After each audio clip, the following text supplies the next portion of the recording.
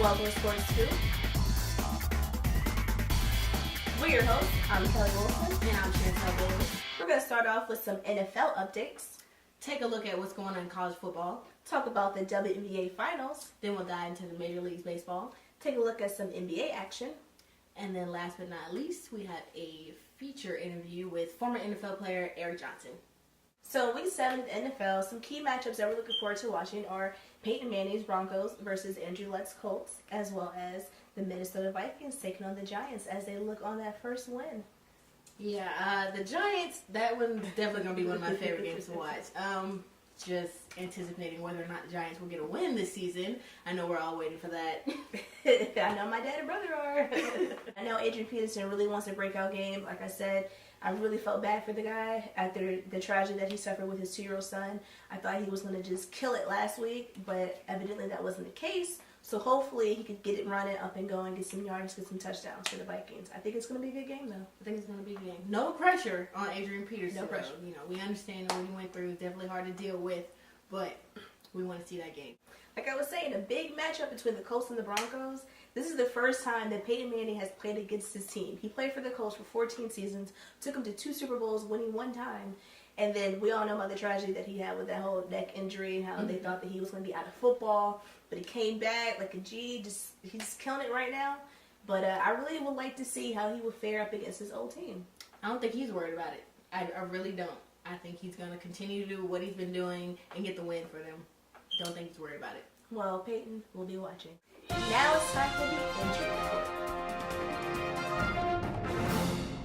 It's only been 7 weeks of the NFL, but that list has just been piling up ever since week 1 started. More and more players are getting injured. Week 7, let's see, we got from the Falcons, Steven Jackson, Roddy White, and Julio Jones, unfortunately. For the Cowboys, we got Jamarcus Ware, also DeMarco Murray. The Eagles already had Big hurt, and now their backup quarterback, Nick Foles, is injured. The Texans are without their starting QB, Matt Schaub. Man, that's a lot. I mean, all those are starters. Like, those are your key marketable players. Key players on every team. Right, and now they're gone. I mean, woo! So in college football, particularly the SEC, we had some major upsets. 5 of the top 25 teams fell to some underdogs this week. Quite surprising. I mean, it's really, the SEC is really not predictable anymore. That's what Week 8 has shown us. I mean, Texas A&M lost to Auburn, who they beat last year 63-21. Auburn did not win a single SEC game last year. And Texas A&M fell short. LSU lost. UGA lost. LSU lost. And then also South Carolina lost this week. So UGA. I mean, we all saw how far they got. They were just like inches away from getting to that BCS championship game.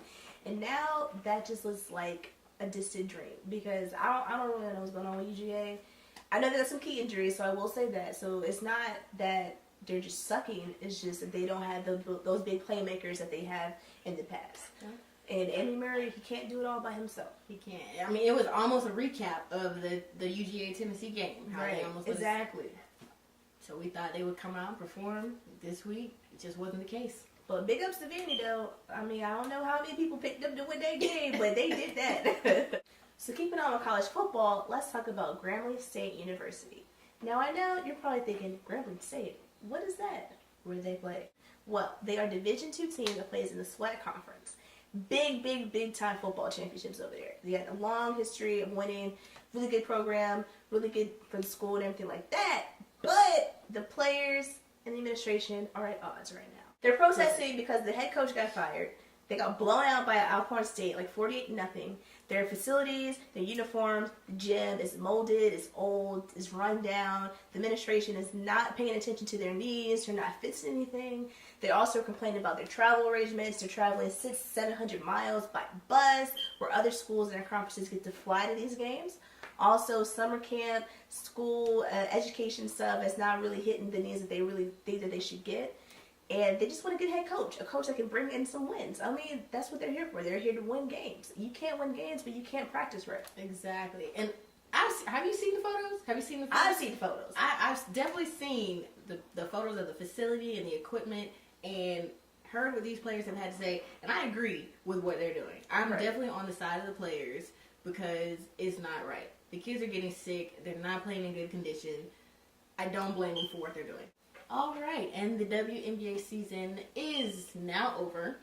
We had the Lynx versus the Dream in the finals.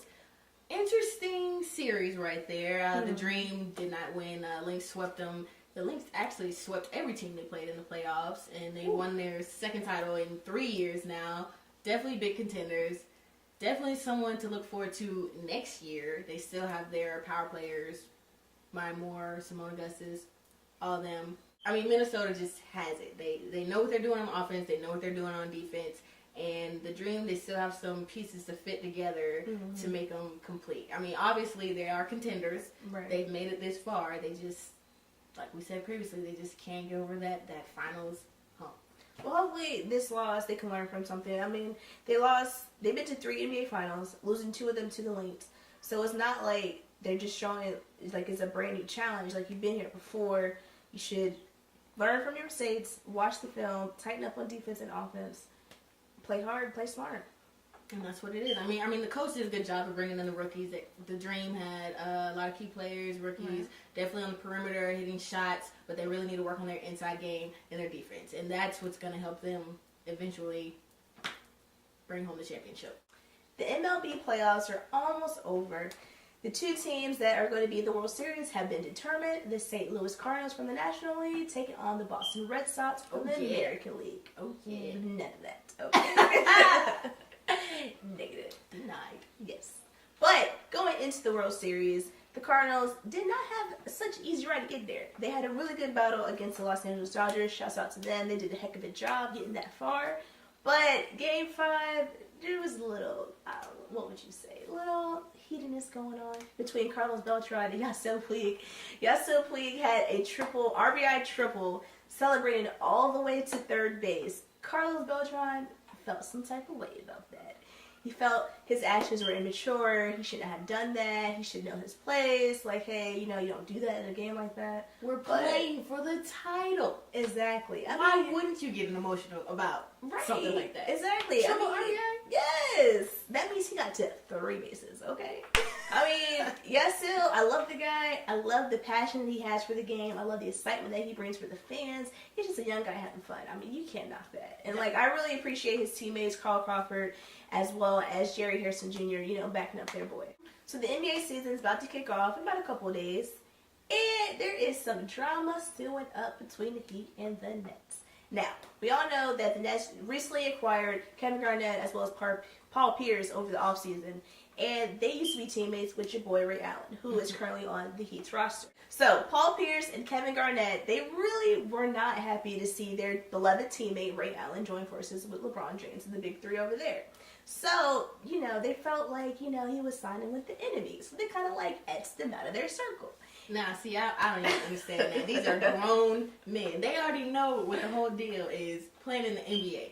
Your contract is not, you only get so many years. I don't know what they thought was going to happen. They were trying to stay together as long as they could. I can't hate on them for that. But the fact that LeBron said that they owe him an apology, it's not LeBron's place to throw that in there, but I can understand why he would say that. He's looking out for his teammate. And, I'm not going to be mad. I can't hate on Ray Allen for joining forces with the Heat. The Celtics were trying to trade him anyway. So he was like, let me leave and get my money and my ring now before they send me to some other team where I probably won't have an opportunity to play for an NBA championship. But, I'm really interested in the storyline because they're both going to play each other a couple times this season. And if the Nets make it to the playoffs and the Heat make it to the playoffs, who knows? The Nets make it to the playoffs. When the Nets make it to the playoffs, we will be seeing these 2 teams hopefully go up against each other, and what a series that will be. I'm ready. I'm ready too. Go Nets. We're getting into one of my favorite sports right here. So, how many days till the season starts? 8. We'll be watching. Is it 8? I think it's 9, but we'll be watching. 9 days until the NBA season begins.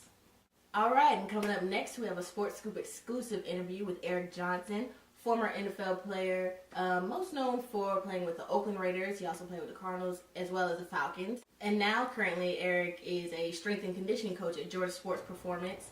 So let's take a look. All right, so on today's episode of Sports Scoop, I'm here with Eric Johnson, former NFL player, most notably from the 2002 Oakland Raiders Super Bowl team. So Eric, welcome to the show. Thank you. It's a pleasure to be here. All right, so Eric, how long have you been playing football?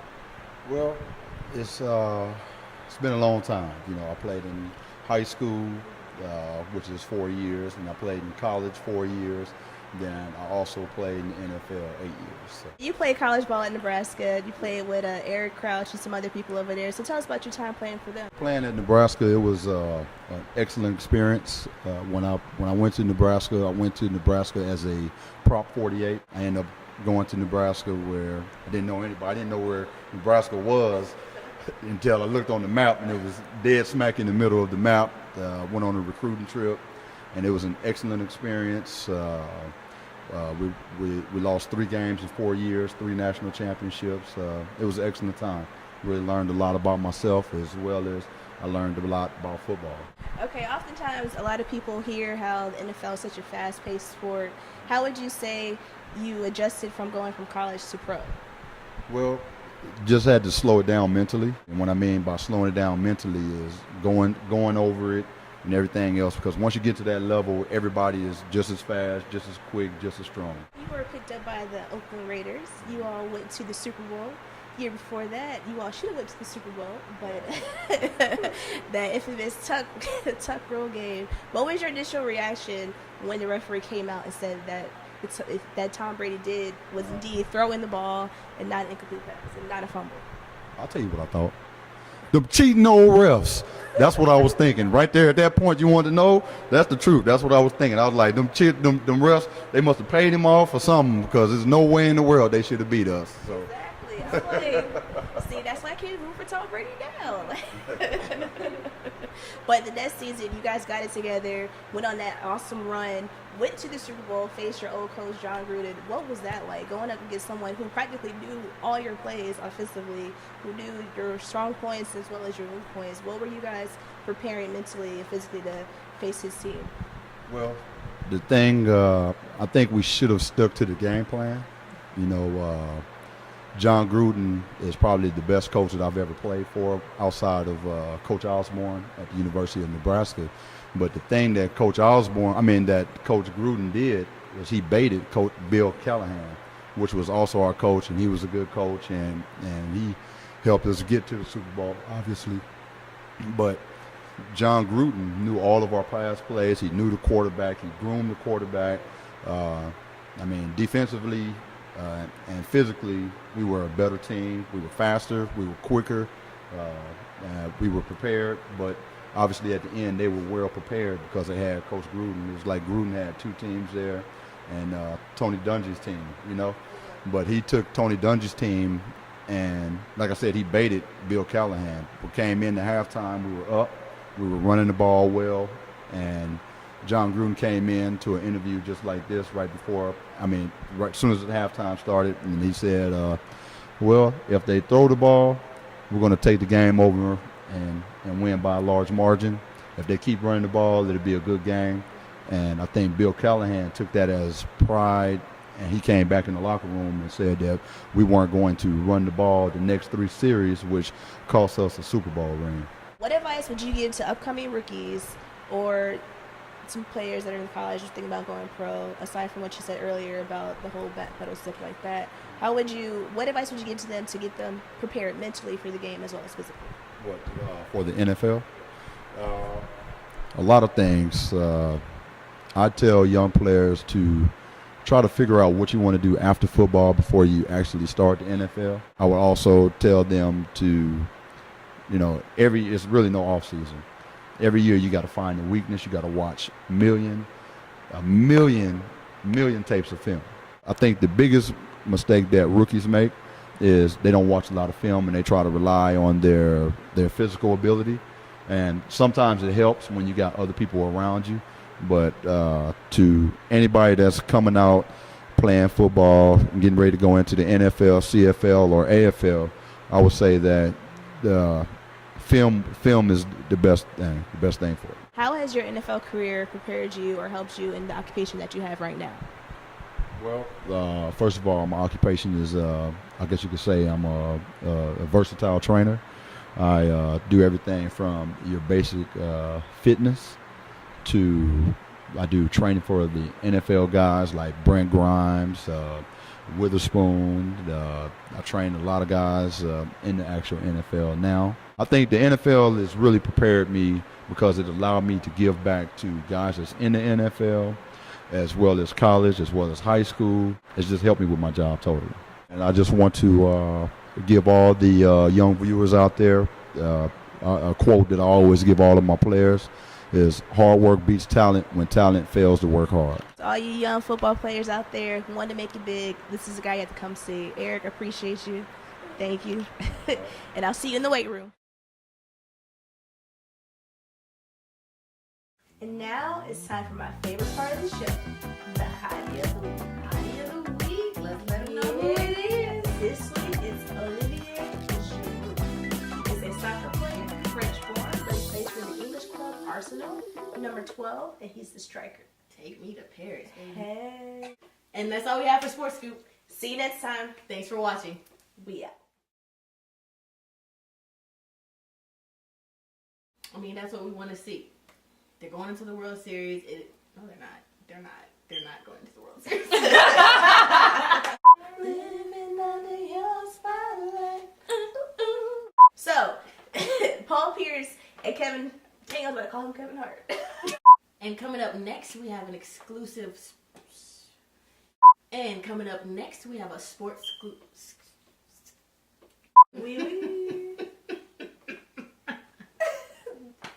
If you had that laugh, you could use that whole thing.